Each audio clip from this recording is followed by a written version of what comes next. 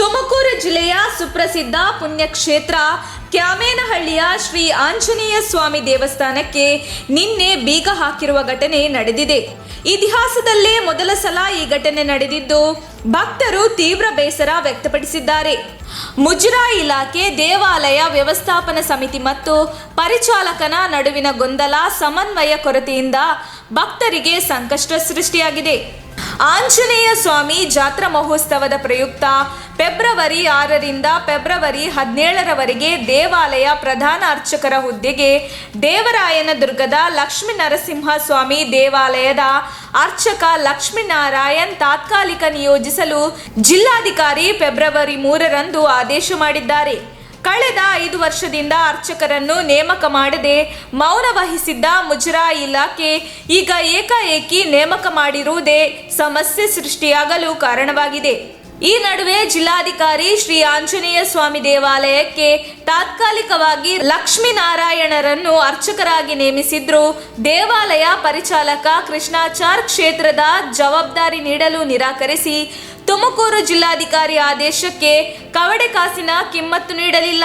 ದೇವಸ್ಥಾನ ಈ ಗೊಂದಲಗಳ ನಡುವೆ ಕ್ಷೇತ್ರಕ್ಕೆ ಆಗಮಿಸಿದ ಭಕ್ತಾದಿಗಳು ಸಂಕಷ್ಟ ಎದುರಿಸುವಂತಾಗಿದೆ ಎನ್ನಲಾಗಿದೆ.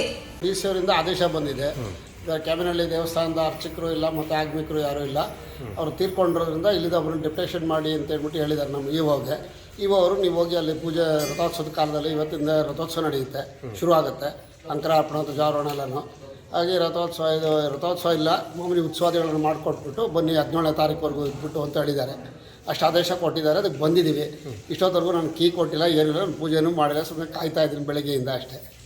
ಏನಾಗಿದೆ ಮುಂದಿನ ಕ್ರಮ ಏನು ಮಾಡ್ಕೊಳ್ದಾಗ ಹೇಳ್ತಾರೋ ಆ ಪ್ರಕಾರ ಮಾಡ್ಕೊಂಡು ಹೋಗ್ತೀನಿ. ಏನಾಗಿದೆ ಈಗ ಏನಂತ ನನಗೆ ಗೊತ್ತಿಲ್ಲ ಸರ್. ದೇವಸ್ಥಾನಕ್ಕೆ ಬೀಗ ಹಾಕಿದಾರ? ಬೀಗ ಹಾಕಿದೆ. ನಾನು ಬೆಳಗ್ಗೆನೇ 8 ಗಂಟೆಗೆ ದೇವಸ್ಥಾನ ತೆಗಿತಾರೆ ಅಂತ ಗೊತ್ತಿತ್ತು. ನಾನು ಬಂದಿದ್ದೀನಿ ರಿಪೋರ್ಟ್ ಮಾಡ್ಕೊಳ್ಳೋದಕ್ಕೆ. ಇಷ್ಟೊಂದು ದೇವಸ್ಥಾನ ತೆಗೆದ್ರೆ ನಾನು ಇಲ್ಲಿ ಕಾಯ್ತಾ ಇದ್ದೀನಿ ಅಷ್ಟೇ. ಅವ್ರು ಬಂದು ಬೀಗ ಕೊಟ್ಟು ಪೂಜೆ ಮಾಡಿ ಅಂದರೆ ಮಾಡ್ಕೊಂಡು ಹೋಗ್ತೀನಿ, ಇಲ್ಲಾಂದರೆ ನನ್ನ ಆದೇಶದ ಪ್ರಕಾರ ಇಲ್ಲಿ 10 ದಿವಸ ಇರಬೇಕು, ಇರ್ತೀನಿ. ದೇವರಾಂಧ್ರದಿಂದ ನನ್ನ ಅರ್ಚಕರು ಯೋಗಾನರಸಿಂಹ ದೇವಸ್ಥಾನ. ಯಾವ ಥರ ಈ ಥರ ಅರ್ಚಕರು ಇಲ್ಲ ಅಂತಂದರೆ ಬೇರೆ ದೇವಸ್ಥಾನದವ್ರನ್ನ ಡೆಪ್ಯುಟೇಷನ್ ಮಾಡ್ತಾರೆ. ಅದೇ ರೀತಿ ಈಗ ರಥೋತ್ಸವ ಇರೋದ್ರಿಂದ ನನ್ನ ಡೆಪ್ಯುಟೇಷನ್ ಮಾಡಿದ್ದಾರೆ. ನಾನು ಆದೇಶ ಜಿಲ್ಲಾಧಿಕಾರಿಗಳ ಆದೇಶವನ್ನು ಪಾಲಿಸಬೇಕು ಅಷ್ಟೇ. ಅದಕ್ಕಾಗಿ ಅವ್ರು ಕೊಟ್ಟರು ಆದೇಶದ ಮೇಲೆ ನಾನು ಬಂದಿದ್ದೀನಿ ಇಲ್ಲಿಗೆ ಅಷ್ಟೇ. ನಿಮ್ಮ ಹೆಸರು? ಲಕ್ಷ್ಮೀನಾರಾಯಣ ಅಂತ, ಡಿ ಕೆ ಲಕ್ಷ್ಮೀನಾರಾಯಣ ಭಟ್ಟರು, ದೇವರಾಂಧ್ರದ ಅರ್ಚಕರು. ನಾನು ನಮ್ಗೇನು ಮಾಹಿತಿ ಇರಲ್ಲ, ನಾವು ಯಲಹಂಕ ಬೆಂಗಳೂರಿಂದ ಬಂದಿರ್ತೀವಿ. ಇವ್ರು ಸಡನ್ ಆಗಿ ಇಲ್ಲಿ ಕ್ಲೋಸ್ ಮಾಡಿಬಿಟ್ರೆ ನಾವು ವರ್ಷಕ್ಕೊಂದ್ಸತಿ ನಮ್ಮ ಮನೆ ದೇವರಿರೋ ವರ್ಷಕ್ಕೊಂದ್ಸತಿ ನಾವು ಇಲ್ಲಿ ಬರೋದು. ಸೊ ಇಲ್ಲೂ ಈ ಥರ ಮಾಡಿಬಿಟ್ರೆ ನಾವು ಏನಾಗಿದೆ ದೇವಸ್ಥಾನ ಬಾಗಿಲು ತೆಗ್ದಿಲ್ವಾ? ಏನಾಗಿದೆ ಅಂತ ಅದೇ ಡೋರ್ ಹಾಕ್ಬಿಟ್ಟಿದ್ದಾರೆ, ತೆಗ್ದಿಲ್ಲ. ಪೂಜೆ ಆಗ್ಬೇಕು ನಮಗೆ. ಮತ್ತೆ ನಾವು ಬೆಂಗಳೂರಿಂದ ಬರೋಕ್ಕಾಗಲ್ಲ. ಎಷ್ಟು ಗಂಟೆಗೆ ಬಂದಿದ್ದು ನೀವು? ನಾವು ಆಯಿತು ಅಲ್ಲಿ ನಾಗರು ಮಾಡಬೇಕು, ಮುಗಿಸ್ಕೊಂಡು ಬಂದಿರೋದು. ಈಗ ಓಪನ್ ಆಗಬೇಕು. ಈ ಹಿಂದೆ ನಿಮಗೆ ಈ ಥರ ಏನಾಗಿತ್ತಾ? ಹಿಂದೆ ಯಾವತ್ತೂ ಆಗಿಲ್ಲ, ಯಾವತ್ತೂ ಓಪನ್ ಇರುತ್ತೆ.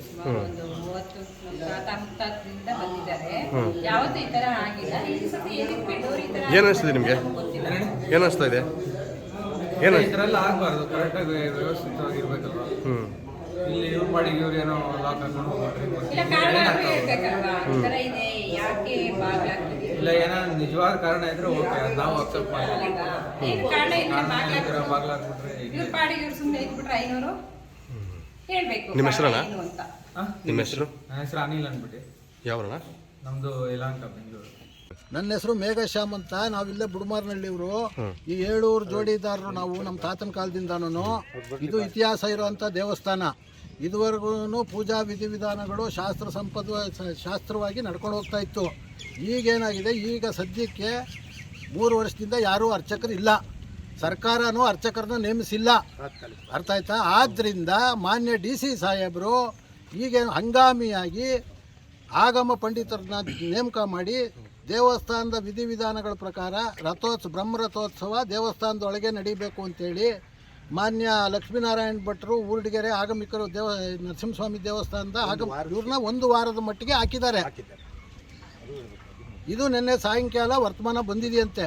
ನಾನು ಒಬ್ಬ ಭಕ್ತನಾಗಿ ನಮ್ಮ ತಂದೆ 90 ವರ್ಷ ಆಗಿತ್ತು ಅಂತ ಬರ್ತ್ಡೇಗೋಸ್ಕರ ಪೂಜೆ ಮಾಡಿಸ್ಕೊಳ್ಳೋಕೆ ಬಂದಾಗ ದೇವಸ್ಥಾನ ಬಾಗಿಲಾಕಿದೆ.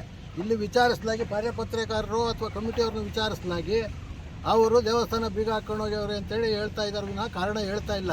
ಆದರೆ ಜನಗಳು ಹೇಳ್ತಾ ಇರೋದೇನು ಅಂದರೆ ಚಾರ್ಜ್ ಕೊಡಬೇಕು. ಅವ್ರು ಬಂದಿದ್ದಾರೆ ಲಕ್ಷ್ಮೀನಾರಾಯಣ ಭಟ್ರು, ಚಾರ್ಜ್ ತಗೊಂಡು ಅವ್ರ ಪೂಜಾ ಕೈಕರ್ಯಗಳು ಇವತ್ತು ಕಂಕಣ ಕಟ್ಕೋಬೇಕು, ಕಳಶ ಆರಾಧನೆ ಮಾಡಿ ಆಹ್ವಾನ ಮಾಡಬೇಕು. ಅದಕ್ಕೋಸ್ಕರ ಅವ್ರು ಬಂದಾಗ ಚಾರ್ಜ್ ಕೊಡ್ದಂಗೆ ಇವರು ತಪ್ಪಿಸ್ಕೊಂಡು ಹೋಗಿದ್ದಾರೆ. ಚಾರ್ಜ್ ಕೊಡೋಕೆ ಉದ್ದೇಶ ಯಾರು ಈ ಪೂಜೆ ಮಾಡ್ತಿದ್ದು ಕೃಷ್ಣಾಚಾರ್ಯರು ಇಷ್ಟು ದಿನ ಹಂಗಾಮಿಯಾಗಿ ಪೂಜೆ ಮಾಡ್ತಿದ್ರಲ್ಲ, ಅವರು ಚಾರ್ಜ್ ಕೊಡೋಕೆ ಇಷ್ಟ ಇಲ್ದಂಗೆ ದೇವಸ್ಥಾನ ಬೀಗ ಹಾಕ್ಕೊಂಡು ಹೋಗಿದ್ದಾರೆ. ಇದು ಇವತ್ತಿನ ಇತಿಹಾಸದವರೆಗೂ ಯಾರೇ ದೇವಸ್ಥಾನದ ಗರ್ಭಗುಡಿ ಅಥವಾ ಪ್ರಾಕಾರದಲ್ಲಿ ದೈವಾಧೀನರಾದಾಗ ಮಾತ್ರ ದೇವಸ್ಥಾನ ಬಾಗಿಲಾಗ್ತಿತ್ತು ಅಥವಾ ಸರ್ಕಾರಿ ಆದೇಶದಿಂದ ಬಾಗಿಲಾಗ್ತಿತ್ತು ಬಿಟ್ಟರೆ ಇನ್ಯಾವುದರಿಂದನೂ ಆಗ್ತಾ ಇಲ್ಲ. ಈಗ ಸದ್ಯಕ್ಕೆ ಅರ್ಚಕರು ಯಾರೂ ಇಲ್ಲ ದೇವಸ್ಥಾನಕ್ಕೆ. ಅದಕ್ಕೆ ಮಾನ್ಯ DC ಸಾಹೇಬರು ಹೊಸದಾಗಿ ಹಂಗಾಮಿಯಾಗಿ ಒಂದು ವಾರದ ಮಟ್ಟಿಗೆ ಪೂಜಾ ವಿಧಿವಿಧಾನಗಳನ್ನ ಜಾತ್ರಾ ಮಹೋತ್ಸವದ್ದು ಮತ್ತು ಬ್ರಹ್ಮರಥೋತ್ಸವದ್ದು ಮಾಡಿ ಅಂತೇಳಿ ಕಳಿಸ್ಕೊಟ್ಟಿದ್ದಾರೆ, ಆದೇಶ ಮಾಡಿದ್ದಾರೆ. ಆದೇಶ ಕಿಮ್ಮತ್ತು ಕೊಡದಂಗೆ ಉದ್ದಟತನ ಮಾಡಿ ಭಕ್ತಾದಿಗಳಿಗೆ ತೊಂದರೆ ಮಾಡಿ ಇವರು ಪರಾರಿಯಾಗಿದ್ದಾರೆ. ಇಂಥ ಪರಿಸ್ಥಿತಿ ಇದು ಕೊರಟಗೆರೆ ತಾಲ್ಲೂಕಿನ ಬಹುಮುಖ್ಯವಾದ ಮುಜರಾಯಿ ದೇವಸ್ಥಾನ. ಈ ಕೊರಟಗೆರೆ ತಾಲ್ಲೂಕಲ್ಲಿ ಇಲ್ಲಿ ಮಾತ್ರ ಬ್ರಹ್ಮರಥೋತ್ಸವ ನಡೆಯೋದು, ಇನ್ನು ಯಾವ ದೇಗುಲದಲ್ಲೂ ಸರ್ಕಾರದ ವತಿಯಿಂದ ನಡೆಸಲ್ಲ. ಇದರ ಅಧಿಕಾರಿಗಳು ಬಂದು ತಹಸೀಲ್ದಾರರು ಮತ್ತು DC ಸಾಹೇಬರು. ಹೀಗಾಗಿದೆ ಪರಿಸ್ಥಿತಿ. ನಮ್ಮ ತುಮಕೂರು ಮಾಧ್ಯಮದ ವಿಶೇಷ ಸುದ್ದಿಗಳನ್ನು ನಿರಂತರವಾಗಿ ಪಡೆದುಕೊಳ್ಳಲು ಚಾನೆಲ್ ಅನ್ನು ಸಬ್ಸ್ಕ್ರೈಬ್ ಮಾಡಿ. ಕ್ಷಣ ಕ್ಷಣದ ಸುದ್ದಿಗಳಿಗಾಗಿ www.nammathumakuru.com ಗೆ ಭೇಟಿ ನೀಡಿ.